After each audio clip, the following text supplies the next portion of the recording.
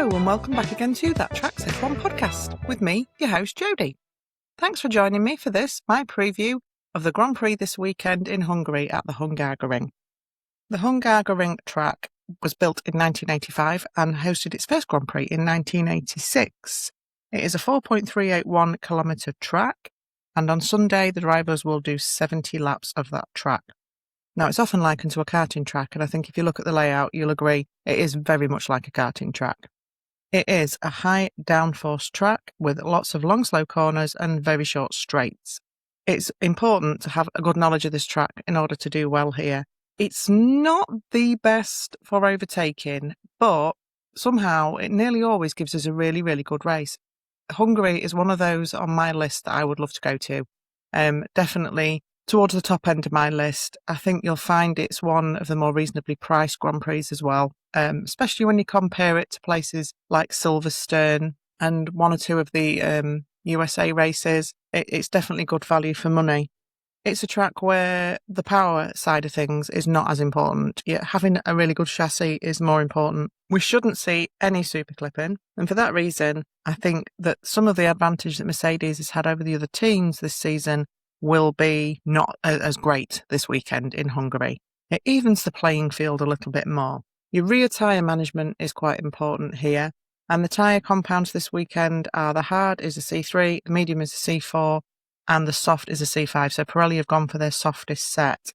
There will be 4 straight line modes, and the fastest lap round here was set by Hamilton, and he did it in 1 minute 16.627 seconds. Now, before we go any further, can I please ask you to give me a subscribe, a like, comment on social media, a follow on social media? Any kind of engagement that way is really, really appreciated, and I do appreciate you taking the time. You could do us a little review on your podcast provider. Anything along those lines means the absolute world to me. So thank you. Now, Hungary last year, things were really, really hotting up in the championship, weren't they? Norris and Piastri were quite close to each other and were fighting. At this point, Piastri had lost a big chunk of that early lead. And when it came to free practice last year, Norris topped free practice 1 and 2, with Piastri topping free practice 3. But when it came to qualifying, it was actually Charles Leclerc that put his Ferrari on pole, with Piastri behind, then Lando Norris, then George Russell, and then Alonso in 5th and Stroll in 6th. And I did a bit of a double take when I look back at that. I mean, yes, I do remember it happening, but it just seems so far removed from what our current expectations of the Aston Martin team are. That just seems incredible, doesn't it? That last year they were qualifying 5th and 6th when you look at where they are now. On race day, it was a really interesting start to the race. Norris actually had an absolute stormer of a start, but ended up getting swamped and ended up 5th behind Russell and Alonso. Verstappen was also on a storm through the pack. He'd qualified in the midfield. It was a fairly eventful race, considering that Hungary is one of the tracks where we don't get quite so much overtaking. There were certainly some good scraps going on in the first third of the race. Verstappen carries on carving his way through, however, on lap 30 he overtakes Hamilton with a very, very aggressive and fast move through the chicane, forcing Hamilton to run a little bit wide. On lap 40, Will Joseph, Lando Norris's race engineer, asks Lando if he feels that the one stop is on and that he can make these tyres last 40 laps, and Lando agrees to that. Leclerc pits on lap 41, Piastri on lap 46. McLaren seemed to be very, very concerned with covering off Leclerc and making sure that Piastri wasn't undercut by Leclerc. However, as Piastri pointed out, that he wasn't really interested in whether or not he was beating Charles Leclerc. He needed to catch and beat Lando. So on lap 51, Piastri is in 3rd and then passes Leclerc for 2nd place. 2 laps later, Leclerc is on the radio complaining to his team, quite a long radio message from Charles, actually complaining that they didn't listen to his way of managing the issues. The car's now undrivable. He was really, really unhappy with the way that race unfolded. So on lap 66, Russell also gets past Leclerc and takes 3rd place. And there was a little bit of drama there as Russell accused Leclerc of moving under braking, which, to be fair, on the second attempt at getting past, that was quite clearly the case. So on the penultimate lap, Piastri is absolutely breathing down Lando's neck, and it's looking like it's going to come down to a really big last lap battle between the 2 McLarens. But then Piastri locks up, trying to get the lead from Norris, and it was so close. Those 2 McLarens were so close. It was nearly race over for the pair of them, to the point that Oscar actually got a little reminder from the team about to remember how we go racing. So the race finished with a win for Lando, Oscar in second and Russell in third. And this cut the gap down in the championship just to 9 points between Piastri and Norris as we went into the summer break. So it was very much championship wide open at that point. So hopefully we'll see some really interesting scraps and some good overtakes this weekend as well. I know obviously we've got new regulations, but as I've said, the layout of the track means that what we witnessed in Spa, with cars having to back off into iconic corners, shouldn't happen here. You shouldn't see the super clip in. It's not such a power dependent circuit. It's more to do with the aero and more to do with how fast you can get out of those slow corners. So talking of this weekend, there is quite a lot of upgrades this weekend, actually. Not every team. There are a few that aren't bringing any upgrades, including Cadillac, Haas, who actually brought on quite a number of upgrades in Spa, which I think was a little bit unexpected. Williams have got no upgrades for this weekend, but apparently are looking at bringing a B-spec Williams after the summer break, somewhere around sort of Baku, Mad Ring sort of timing. Red Bulls are not bringing any significant upgrades this weekend. They're bringing back their version of the Macarena wing, apparently. Mercedes, again, no upgrades. They just made a few small tweaks at Spa, but are looking at some bigger upgrades after the summer break in Zandvoort. Also, Ferrari. Ferrari are not doing anything specific for the Hungary weekend, but they are looking at some upgrades for Zandvoort after the summer break. With Racing Bulls, Lawson will now be getting the same package as Lindblad got. If you remember in Spa, Lindblad got the new upgrades on the car. They could only apply the upgrades to one car, and due to the agreement that was made between the drivers, whoever qualified better at Silverstone would get the upgrade, and Lindblad did. So I think you saw last weekend that although Lawson hung on quite well, Lindblad definitely had the upper hand there. But there'll be parity from this weekend as they'll both have the upgrade package. Audi are bringing just a handful of minor upgrades. They seem to be quite happy with the chassis of the car. It's just more a question of reliability and probably needing a little bit more power from the power unit. One of the biggest upgrades this weekend is for McLaren. They have some really big changes to downforce and aero efficiency. It's mostly through the midsection of the car. It'll be the bodywork and aero changes. And they're also, I believe, testing their version of the Macarena wing in one of the free practice sessions. The McLaren upgrades, apparently, it's almost a B-spec McLaren. And Andrea Stella has said that it heralds quite a big change in direction for McLaren. I mean, they did bring some upgrades and changes in Miami, and that almost got Lando the win. That definitely played a part in Lando doing so much better at that race. So I'm actually expecting quite big things from McLaren this weekend. It's not very often in recent years that McLaren bring an upgrade and it's a disappointment. So keep an eye on the McLarens this weekend. But obviously the one that everybody is talking about and everybody is waiting to see is the Aston Martin AMR 26B, their B-spec car.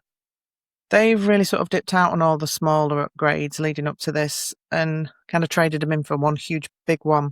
Allegedly, there is a huge weight reduction through the gearbox and throughout the chassis, and they've actually aimed to get the car down to the minimum racing weight, whereas other teams are looking at getting the car below the maximum weight. Aston Martin have actually tried to get it as close to the minimum weight as possible. Apparently, it's got heavily revised aero, it's got a whole new nose, and it will actually look very, very different to the car that we've been used to seeing on the track. There's no change to the front suspension, but there is some small revision on the rear suspension. So I'm really looking forward to seeing what this B-spec Aston Martin will do. I'm hesitant to really expect a lot. I think really it is a case of let's not try and hype it up too much. I'd rather that people didn't hype it too much and then could be pleasantly surprised rather than mega hype it. Like at the beginning of the season, everybody, and I include myself in this, was waiting with bated breath for this amazing Adrian Newey version of the Aston Martin and how well they were going to do. And these were going to be challenging for the championship. And well, that backfired massively, didn't it? So I think we just need to be cautiously optimistic. So now we'll get into my predictions. Spa was a bit of a mixed bag for me, not too bad. Got one or two of them right. This week, I am looking at, when it comes to qualifying, my top 5. I believe that in 5th place, qualifying 5th, will be Max Verstappen. Does like this circuit, enjoys the challenge of this circuit, I'm just a bit concerned that the Red Bull won't quite have the pace of some of the other teams, but we do know that Max will absolutely throw everything at it and give it his all. Qualifying fourth, I have got Lando Norris, and that actually I think that's quite a conservative estimate, especially when you look at how well he went last weekend, and that was pre these big upgrades. There's every chance he could qualify further up. But I'm playing it a little bit cautious, so I've got Lando qualifying in fourth. Qualifying third, I have Antonelli. Now, that might be a little bit low, a bit of a low ball for Antonelli. I don't know. I've just got a little bit of a feeling this weekend that Mercedes is just going to be a little bit more on the back foot. Qualifying second, I have Charles Leclerc. This is a track that Charles always says doesn't really suit his driving style, but he always seems to go on to do quite well here. I mean, last year he put it on pole, and the Ferrari was, I would argue, not as good a car last year as it is this year.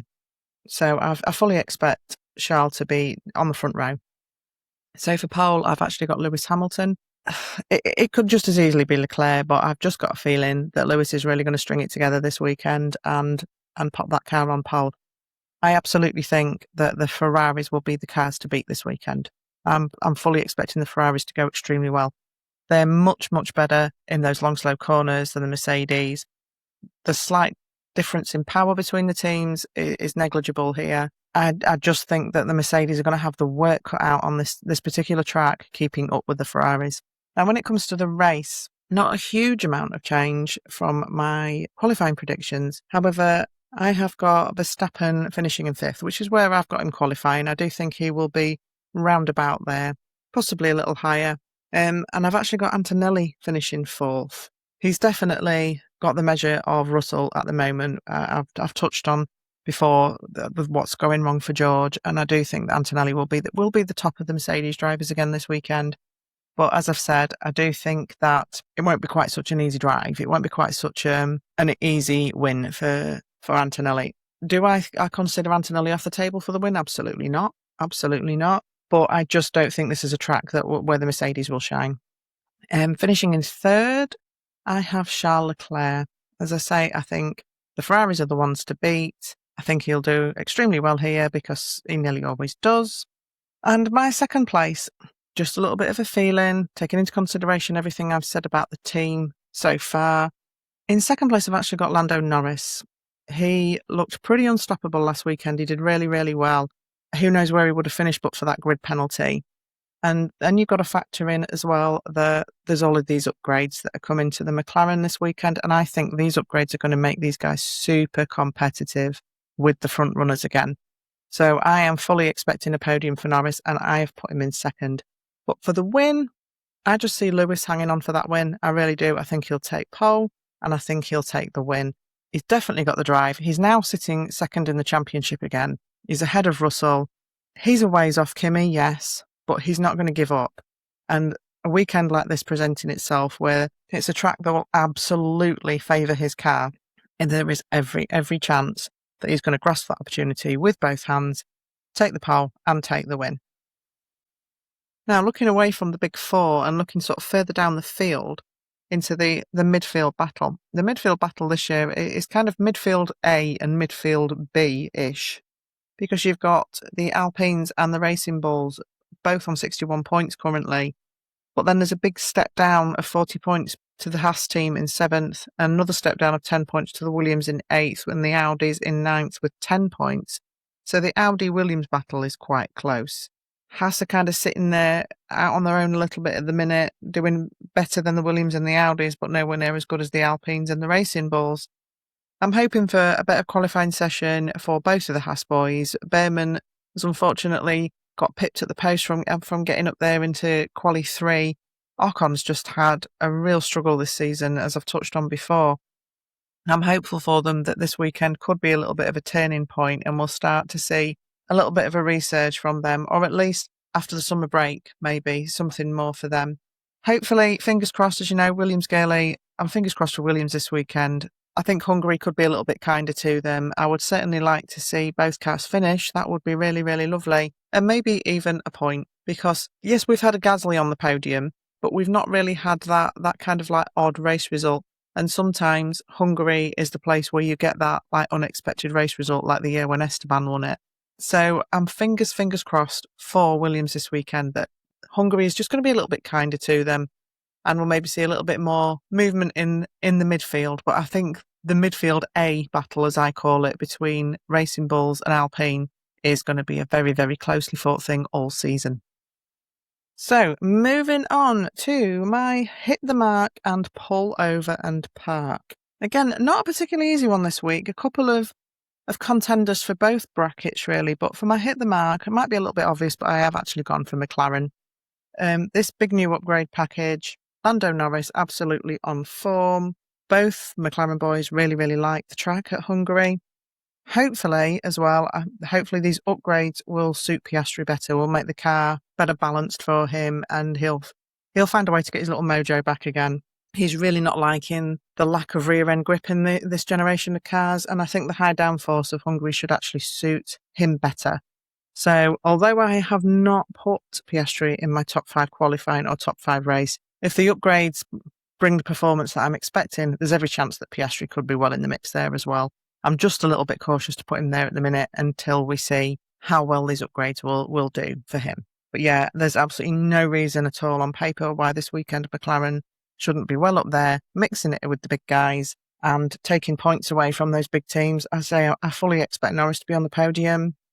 I wouldn't be surprised if Piastri finishes top 4, top 5 either, although I haven't put him in there. But yeah, I think McLaren are really going to come back with a vengeance this weekend. I also think when it comes to more the midfield competition, I think that Racing Bulls are going to come out very much on top this weekend. The car is better than the Alpine in these long, slow corners.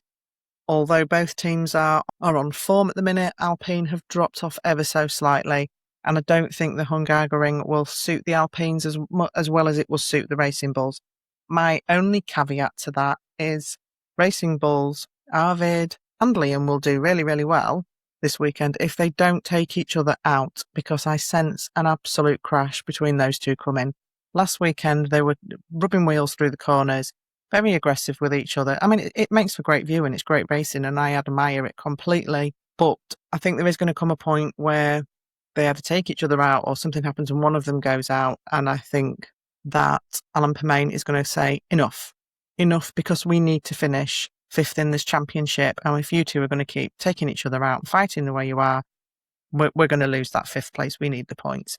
So, yeah, I think Racing Bulls will be top of the midfield, provided they don't crash into each other. Now, when it comes to pull over and park, I've actually picked Mercedes this week for all of the reasons that I've said. It's not a track that will favour them. Their advantage is the power down the straights, and that's not what they're getting this weekend. So I've got a little bit of a feeling, a bit of an unlucky weekend for Mercedes all round. Like I said, the power's not an advantage here. I think they'll very much be shown up by the Ferraris and possibly even the McLarens, because if the McLarens aren't in front of them, they'll at least be snapping at their heels. So yes, my prediction for pull over and park and a little bit of a bad weekend is Mercedes. So that concludes my preview of the Hungarian Grand Prix this weekend. What do you think? Pop over to our socials and let me know your top 5 for the qualifying and for the race. I'd love to see what you think. Come and argue with me if you like. I'm quite happy to do that. Do you think I'm completely wrong? Do you think Mercedes will dominate this weekend like they've done most of the season? Or do you think it's time for Ferrari to really show them up? Or is it time for the McLarens to really get there in the mix? What do you think will happen with the new Aston Martin B-Spec car? Will it be another disaster, or do you think it will be a big improvement? I must admit, in our family predictions game, I've played one of my wild cards this week, and my wild card is that both Aston Martins finish the race, and they finish somewhere between 13th and 19th. So I'm kind of hoping for my points in the family prediction game that Aston Martin have improved things greatly. But I'm very excited to see what will happen. So enjoy your race weekend, everybody. Take the time to really drink it all in this weekend, because we've got 3 dry weekends with no F1. Goodness knows what we're going to do with that. I'll be back on Tuesday with my review of the Hungarian Grand Prix. And until then, look after yourselves, take it easy, and don't forget the cheesy tagline. That Tracks F1 podcast. Track the action. Join the fun. Bye.